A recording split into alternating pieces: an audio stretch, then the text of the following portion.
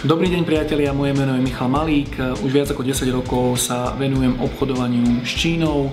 Našou dnešnou témou je čo nedovážať alebo produkty, ktoré sa oplatí radšej nechať v Číne.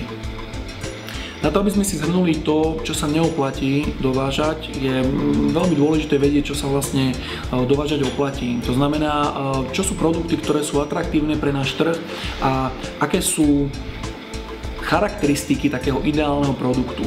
Za tú dobu, ktorú už túto činnosť robíme, sme došli k tomu, že ideálny produkt spĺňa takých 5 charakteristík, ktoré keď všetky naplní, tak je to absolútne predajná bomba.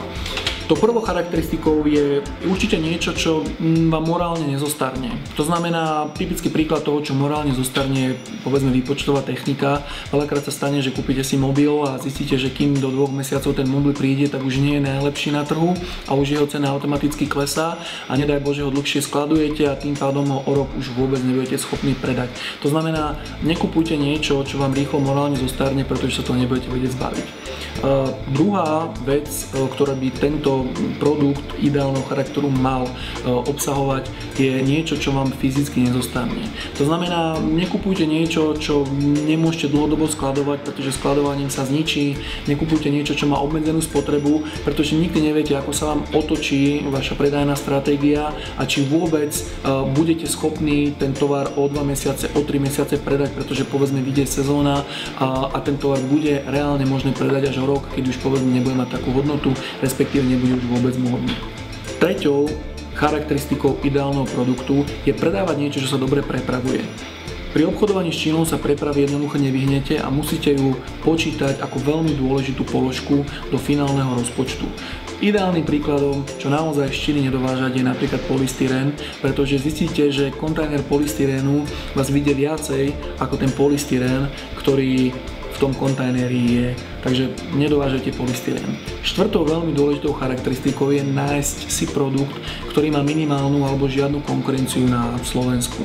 Viem, že toto je veľmi ťažké, napriek tomu sa nájde množstvo produktov, ktoré nemajú zastúpenie, sú vysoko špecifické, ako napríklad špeciálne stavebné materiály, ako napríklad nejaká záhradná technika, ktorá je novinkou, ale z dlhodobého hľadiska sa ju oplatí dovážať, lebo je tu minimálna konkurencia. Piatým a posledným bodom v rámci charakteristiky dokonalého produktu je záruka.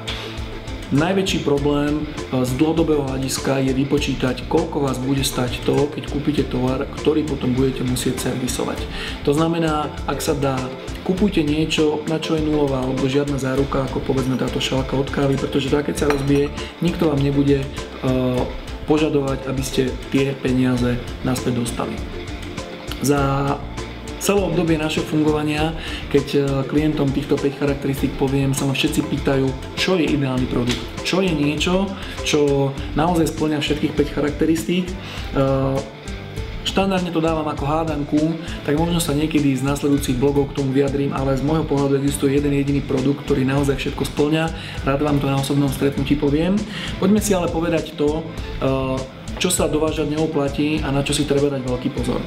Množstvo klientov si myslia, že keď objavia obchod s Čínou, tak veľmi rýchlo zbohatnú. Existuje množstvo produktov, ktoré sa na Slovensku predajú veľmi draho, všetci ich chcú a ľudia si myslia, že áno, kúpim, doveziem, predám a budem bohatý za chvíľočku. Absolútnym špeciálnym produktom je medený odpad, s ktorým nás klienti kontaktujú, hádam, každý týždeň, pretože u nás výkop medí v každom jednom skladke a šrotovisku je na úrovni nejakých 5,50 za kilogram čistej medí, 100% čistej medí a na Alibabe nájdete firmy, ktoré vám za $2,50 predajú takisto kilogram čistej medí. Dáte si 2 dokopy a poviete si, že to je super, prídem, nakúpim 22 tón, dám to do kontajnera, doveziem na Slovensko a tu na prvom výkupe predám.